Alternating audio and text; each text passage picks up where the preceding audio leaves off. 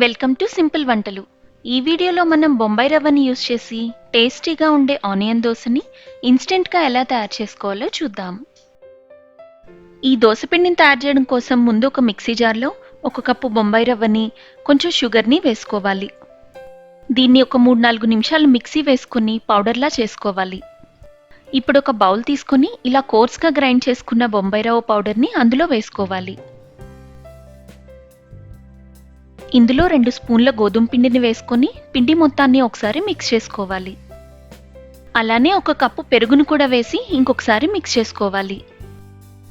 పెరుగు వేసిన కప్తోనే 1 cup water కూడా వేసుకుని ఉండలు లేకుండా బాగా మిక్స్ చేసుకోవాలి.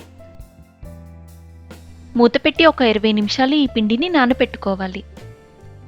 ఇప్పుడు ఒక బౌల్ తీసుకొని అందులో ఒక ఉల్లిపాయను చిన్న ముక్కలుగా కట్ చేసి వేసుకోవాలి. సన్న ముక్కలుగా కట్ చేసుకున్న 2 పచ్చిమిరపకాయలు, కొద్దిగా అల్లం, కొద్దిగా జీలకర్ర, కొద్దిగా కొత్తిమీరను కూడా ఇందులో వేసుకోవాలి. కొద్దిగా సాల్ట్ వేసుకొని ఈ ఆనియన్స్ మొత్తాన్ని ఒకసారి మిక్స్ చేసుకోవాలి. 20 నిమిషాల తర్వాత చూస్తే ఈ పిండి చక్కగా నాని ఉంటుంది.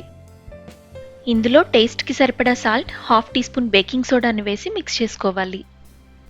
ఇప్పుడు 1 కప్పు వాటర్ని వేసుకొని దోస పిండిలాగా కలుపుకోవాలి. ఇప్పుడు స్టవ్ వెలిగించి పాన్ పెట్టుకుని లైట్గా ఆయిల్ వేసుకోవాలి. ఒక ఆనియన్ని ఇలా పై వరకు కట్ చేసుకుని ఒక ఫోర్క్కి గుచ్చుకోవాలి. ఈ ఆనియన్తో పాన్ మొత్తానికి ఈ ఆయిల్ని స్ప్రెడ్ చేసుకోవాలి. ఇలా చేయడం వలన దోసలు చాలా పల్చగా వస్తాయి. అంతేకాకుండా పొరపాటున మన వేళ్ళు పాన్కి తగలకుండా కూడా ఉంటాయి. ఇప్పుడు స్టవ్ని లో ఫ్లేమ్లో ఉంచుకొని ఒక గరిటె పిండిని వేసుకోవాలి.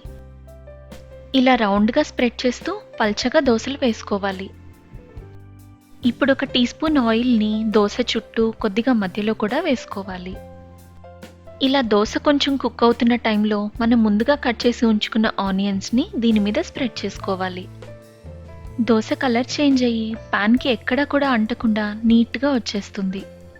ఇప్పుడు స్టవ్ని సిమ్లో పెట్టి ఈ దోసని ఒక ప్లేట్లోకి తీసుకోవాలి. షుగర్ వేయడం వల్ల దోసకి ఇలా చక్కటి కలరే కాకుండా మంచి టేస్ట్ కూడా వస్తుంది. ఇప్పుడు ఆనియన్తో పాన్ మొత్తాన్ని మళ్ళీ ఒకసారి తుడిచి రెండవ దోసని వేసుకోవాలి. ఇక్కడ నేను తీసుకున్న కొలత ప్రకారం కనుక రవ్వని తీసుకున్నట్లయితే మనకి 6 దోసలు వస్తాయి. ఈ దోసల్ని మనం చాలా తక్కువ టైంలో సింపుల్గా ప్రిపేర్ చేసుకోవచ్చు. ఇవి చాలా క్రిస్పీగా, టేస్టీగా ఉంటాయి. మన ఛానల్లో చూపించిన పల్లీ చట్నీ కాంబినేషన్తో ఇవి చాలా బాగుంటాయి. ఒకసారి తప్పకుండా ట్రై చేసి చూడండి. ఈ వీడియో కనుక మీకు నచ్చినట్లయితే లైక్ చేయండి, షేర్ చేయండి.